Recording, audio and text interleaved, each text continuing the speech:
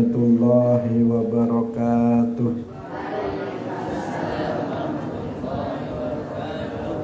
Alhamdulillahi rabbil alamin. Lahu ni'matu wa lahul fadlu wa lahul thana'ul hasan. Wassalawatullahil barrir rahim wal malaikatil muqarrabin ala sayyidina wa maulana Muhammadin wa ala alihi wa ashabihi tayyibin tahirin. Allahumma la sahla illa ma ja'altahu sahla wa anta taj'alul hazna idza syi'ta sahla. Allahumma arzuqna al-ikhlasa fi niyyati wal qawli wal amal. Wa ba'du. Ila Nabiyil Mustafa sallallahu alaihi wasallam wa ikhwanihi minal anbiya'i wal mursalin wa syuhada'i was salihin, khususan ila sultanil awliya Syekh Abdul Qadir Al-Jilani wa Syekh Ahmad Ar-Rifai wa Syekh Naqsyabandi wa Syekhina Abdullah Al-Harari wa ila arwahi jami'i ahli al-qubur minal muslimin wal muslimat. Al-Fatihah. A'udzu billahi minasy syaithanir rajim. Bismillahirrahmanirrahim. Alhamdulillahi rabbil alamin. Ar-Rahmanir-Rahim. Maliki yaumiddin. Iyyaka na'budu wa iyyaka nasta'in. Ihdinas siratal mustaqim. Shiratal ladzina an'amta 'alaihim ghairil maghdubi 'alaihim waladdallin. Amin. Hadirin hadirat kaum muslimin muslimat rahimakumullah. Alhamdulillah, kita bersyukur kepada Allah Subhanahu wa ta'ala. Malam hari ini Allah Subhanahu wa ta'ala kembali mempertemukan kita dalam majelis ilmu di majelis ta'lim Baitul Iman. Semoga Allah Subhanahu wa ta'ala memberikan keberkahan majelis ini, sehingga semua kita yang hadir pada malam hari ini mendapatkan ilmu yang manfaat, barokah fid dunya wal akhirah. Amin ya rabbal alamin. Salawat dan salam semoga tetap terlimpahkan kepada Nabi Agung Nabi Muhammad sallallahu alaihi wasallam, para sahabatnya, keluarganya, serta seluruh umat Islam yang mengikuti beliau ila yaumil qiyamah. Jangan lupa untuk mengikhlaskan niat masing-masing. Kita hadir dalam majelis ilmu, niatnya thalabul ilmi lillahi ta'ala. Kita masih dalam pembahasan tentang ahkam al-murtad. Qala al-muallif rahimahullahu ta'ala wal murtaddu la yasihhu aqdu nikahihi. Wal murtaddu lan utawi wong kang murtad iku la yasihhu ora sah apa aqdu nikahihi akad nikahi murtad ala muslimatin ing atase wong wadon muslim wala ala ghairiha lan ora ing atase sakliyane muslimah. Walau murtaddatan lan senajan iku wong kang murtad mislahu padane murtad. Wa ahkamihi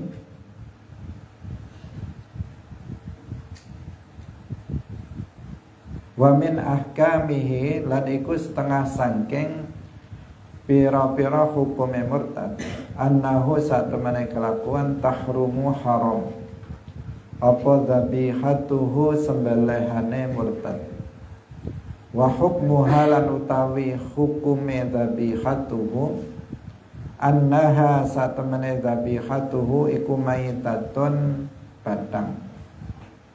Wala yarithu lan ora marisi sapa murtad man ing wong mata kang mati sapa man min akribaihi saking pira-pira kerabate murtad al muslimina kang muslim kabeh.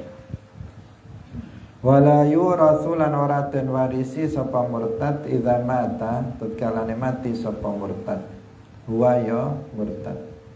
Fala yarithuhu mongko ora marisi ing murtad sapa akribauhu pira-pira kerabate murtad al muslimuna kang Islam kabeh wala ghairuhum lan ora sakliyane akribauhul muslimun. Wala yajuzu lan ora wenang apa ayu sholayan den sholati alaihi ing atase murtad li kufrihi krana kekufurane murtad.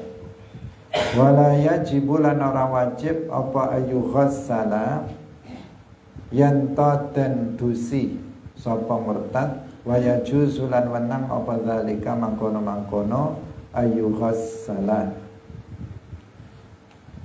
Wala yajibu ayu ghassala wa yajuzu dzalika. Wala ayu kafana lan ora yen to den kafani sapa murtad wa yajuzu lan wenang apa dzalika mangkono-mangkono ayu kafan.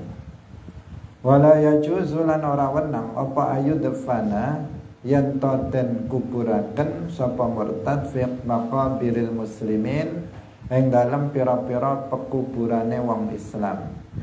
Li'annahu krana sak temene murtad iku laisa ora ana sapa murtad iku minhum setengah sangking muslimin. Wa maluhu lan utawi bondone murtad ba'da mautihi ing dalam sause matine murtad iku fai'un fai. Ai baitil mali tegese ketuwe baitil mal.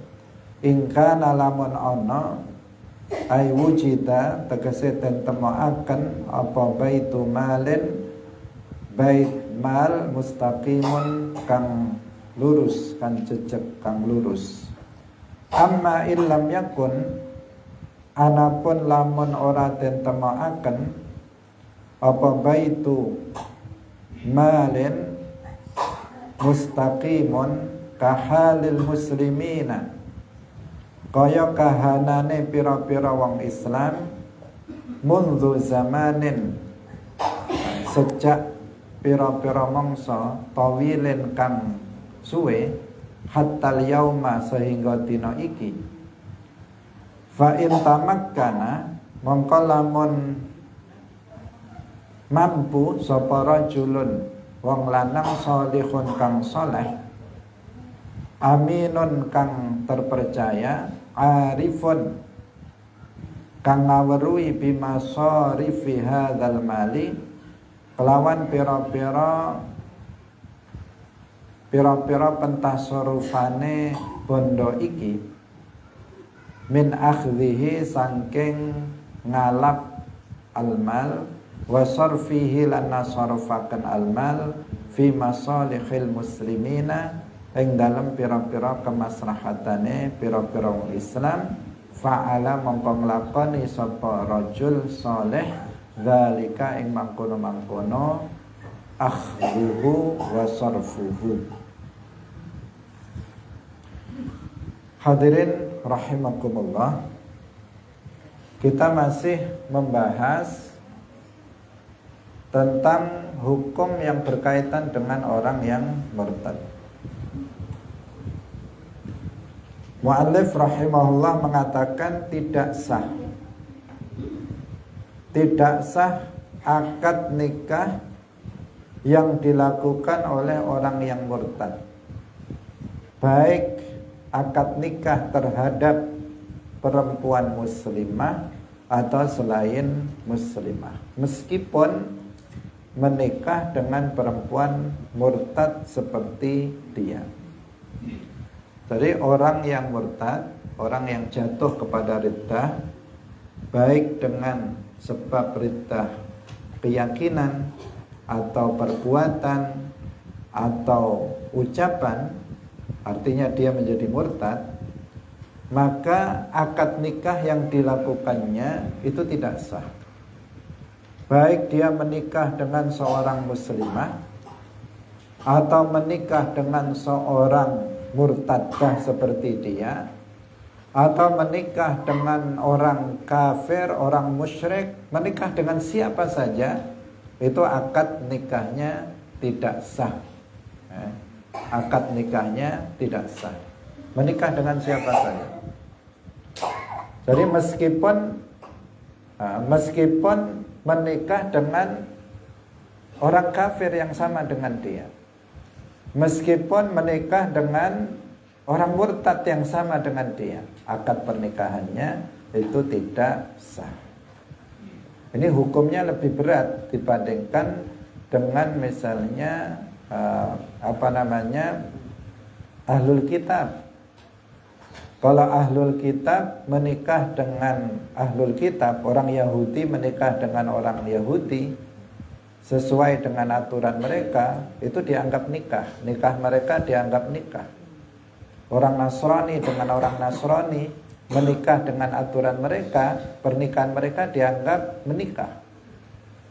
Tetapi kalau orang murtad itu menikah dengan siapapun, itu akad nikahnya nggak sah. Itu beratnya hukum bagi orang yang murtad. Kemarin kita sampaikan, kalau ada seseorang pasangan muslim-muslimah, kemudian salah satu dari suami atau istri itu murtad, maka jika jatuhnya pada riddah itu sebelum melakukan hubungan suami istri, maka akad nikahnya langsung batal. Jika itu terjadi, riddah itu terjadi, itu setelah terjadi hubungan suami istri, maka akad pernikahannya itu mauquf sampai di masa iddah, sampai habis masa iddah. Jika di masa iddah yang murtad tadi kembali kepada Islam, maka akad pernikahannya kembali pulih. Tapi jika sampai habis masa iddah yang murtad tidak kembali ke dalam Islam, maka pernikahannya itu rusak. Akad pernikahannya itu rusak, dia tidak lagi menjadi suami istri. Nah, sekarang kalau seorang murtad dia ingin menikah, maka dia menikah dengan siapa saja nggak bisa. Dalam syariat Islam nggak bisa. Mau menikah dengan seorang muslimah nggak bisa, mau menikah dengan seorang kafirah Yahudiyah nggak bisa, mau menikah dengan orang Nasrani nggak bisa, mau menikah dengan orang musyrik juga nggak bisa, mau menikah dengan orang murtad seperti dia juga nggak bisa. Nggak bisa artinya nggak sah. Pernikahannya, akad pernikahannya itu tidak sah. Karena itu berat ya hukum bagi orang yang murtad. Karena itu di awal pelajaran kita disebutkan perkataan dari Imam Nawawi, bahwasanya murtad itu, riddah itu adalah afhasyu anwa'il kufur. Ar-riddatu afhasyu anwa'il kufri. Riddah itu adalah jenis kekufuran yang paling buruk. Kenapa? Karena itu perpindahan dari kebaikan menuju keburukan. Seseorang sudah dalam Islam, agama yang hak, dia malah meninggalkannya, dia malah meninggalkan perkara yang hak itu, agama yang hak, kemudian beralih kepada sesuatu yang batil. Itu yang pertama. Yang kedua, karena riddah itu bisa menghapus semua amal soleh yang pernah, pahala amal soleh yang pernah dilakukan seseorang mulai dari baligh.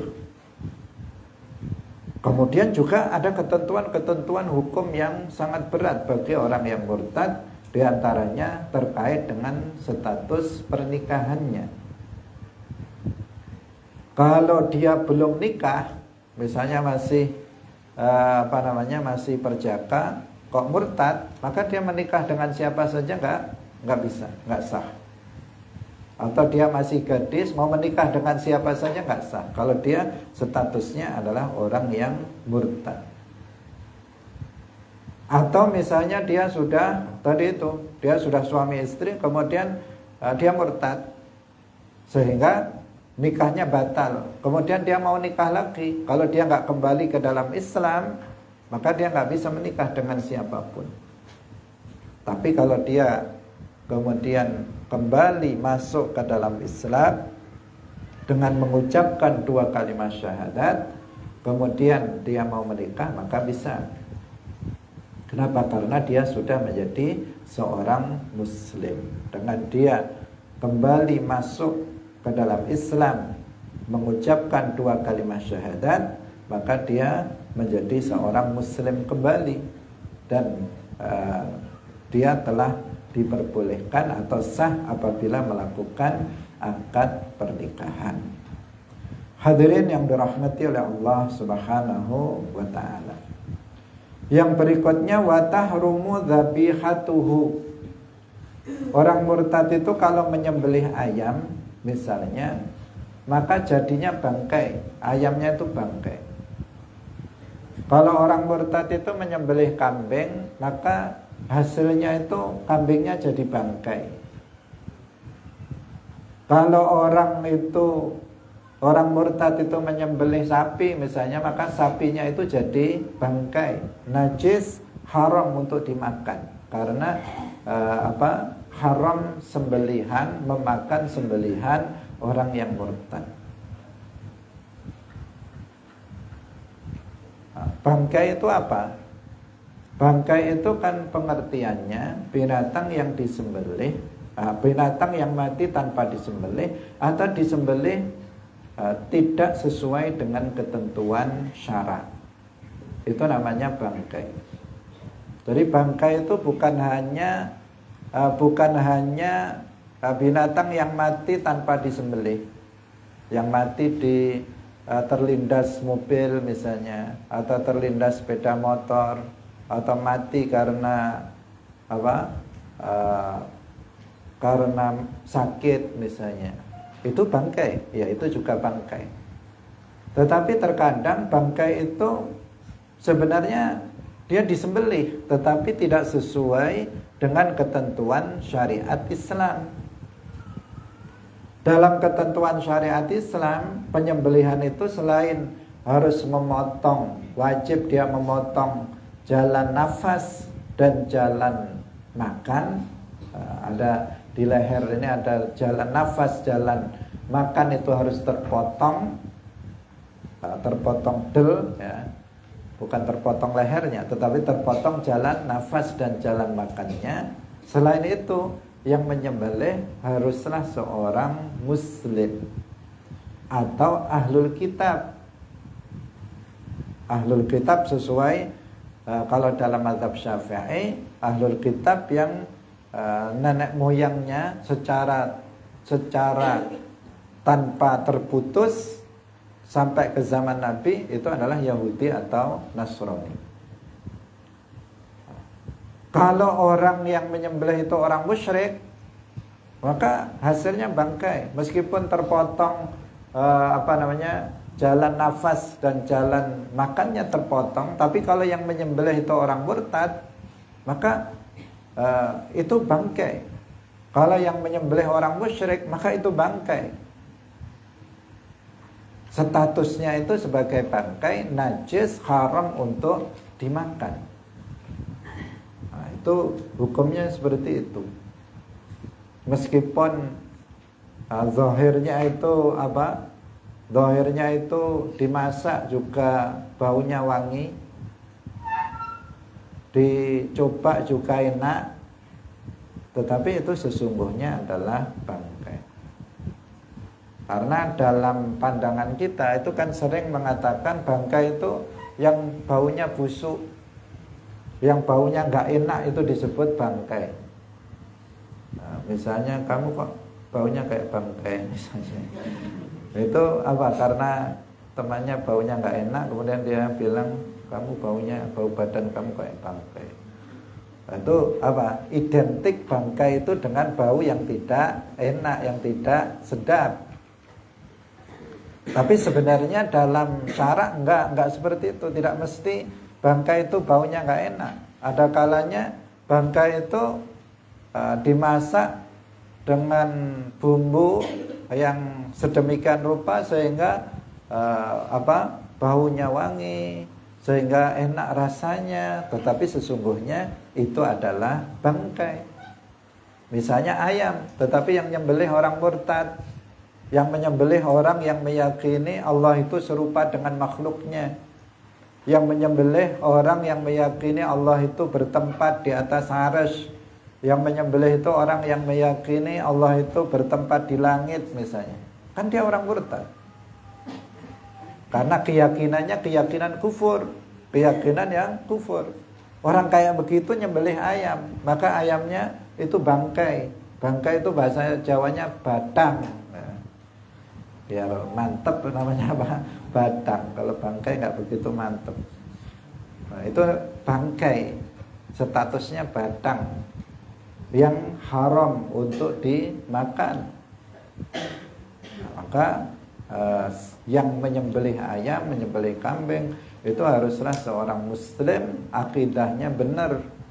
Akidahnya akidah ahlus sunnah wal jamaah.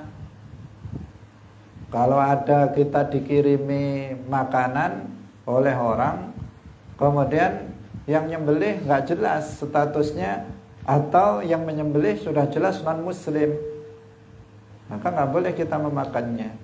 Ada orang misalnya ngantarin ke kita daging ayam atau daging kambing, tetapi itu disembelih oleh orang yang bukan muslim, maka nggak boleh kita memakannya meskipun terlihat enak. Nggak boleh kita memakannya. Atau misalnya kita dikasih daging, tapi yang ngantarin orang yang jelas kita tahu bahwa yang menyembelih binatang itu adalah orang yang pahamnya itu paham kufur, pemahamannya pemahaman yang kufur. Karena setiap tahun saya juga ada orang yang ngantari, orang berpaham lain, itu tidak saya sebut kelompoknya, itu ngantari daging. Nah, ya kita buang saja daging. Kenapa? Karena itu sudah jelas disembelih oleh orang yang berkeyakinan dengan keyakinan yang kufur. Jangan dimakan, jangan eman. Gimana eman wong dia najis, itu najis. Meskipun terlihat bersih tetapi itu najis. Dan itu adalah batang, itu bangkai yang haram untuk dimakan. Karena dalam urusan daging itu beda dengan dalam urusan makanan yang lain. Kalau kita misalnya ragu terhadap status daging, apakah ini halal atau haram, disembelih secara syar'i atau tidak, maka kita kalau ragu haram kita untuk memakannya. Beda kalau misalnya makanannya itu berupa roti misalnya. Nah, ini statusnya dia ragu, ini bagaimana ini, halal atau haram. Maka kita baca Bismillahirrahmanirrahim, kita makan, nggak masalah. Tapi kalau daging nggak boleh. Kalau ragu nggak boleh dimakan. Itu hukum, itu berlaku beda antara masalah daging dengan masalah makanan, jenis makanan yang lainnya. Jadi kalau masalah misalnya makanan di hadapan kita ada roti atau makanan-makanan yang lain, kemudian ada keraguan terhadap makanan itu halal atau haram, kita baca basmalah, kita makan, nggak apa-apa. Tapi kalau yang ada di hadapan kita itu daging ayam atau daging sapi, daging kambing, kemudian kita ragu, ini yang nyembelih jangan-jangan non muslim misalnya.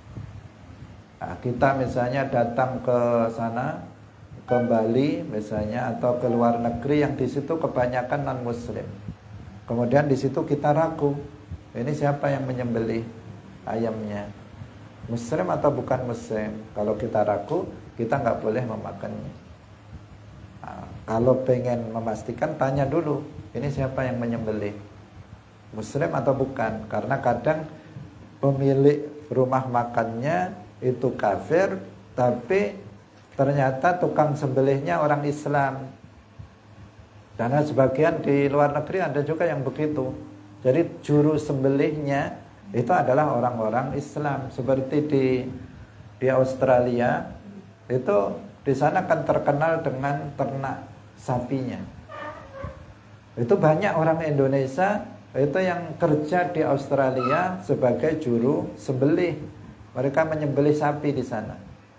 Nah, jadi pemiliknya orang kafir, tapi yang menyembelih sapinya itu orang Islam, maka halal. Halal hukumnya. Jadi dipastikan dulu. Kalau kita yakin, karena kita sudah tanya dan yang nyembelih seorang Muslim, maka kita boleh memakannya. Tapi kalau kita ragu, misalnya kita waktu di Bali, Muslimnya sedikit di sana, kemudian kita mau makan daging di depan kita ragu, ini halal atau haram, siapa yang menyembelih, nggak jelas, kita ragu-ragu, maka di sini kita jangan memakannya. Haram bagi kita untuk memakannya. Itu namanya al-laham al-mashkuk fih. Jadi daging yang diragukan tentang kehalalannya. Beda halnya dengan makanan jenis yang lain, hukumnya beda, hukumnya berbeda. Hadirin rahimakumullah. Kita lanjutkan lagi. Kemudian wala yarisu wala yurasu. Orang yang murtad itu tidak bisa mewarisi kerabatnya yang mati. Dan juga tidak bisa diwarisi oleh kerabatnya jika dia mati. Jadi kalau ada orang murtad, kemudian bapaknya meninggal, bapaknya Muslim, anaknya ini murtad, bapaknya mati meninggalkan harta warisan, maka si anak yang murtad tidak bisa mewarisi harta bapaknya yang Muslim.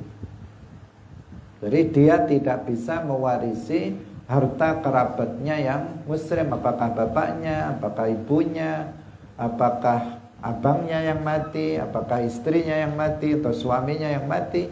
Kalau dia murtad, dia tidak bisa mewarisi harta warisan dari kerabatnya. Demikian juga sebaliknya, kalau yang mati itu, yang murtad itu, misalnya yang murtad itu orang kaya, dia murtad, mati, dia mati.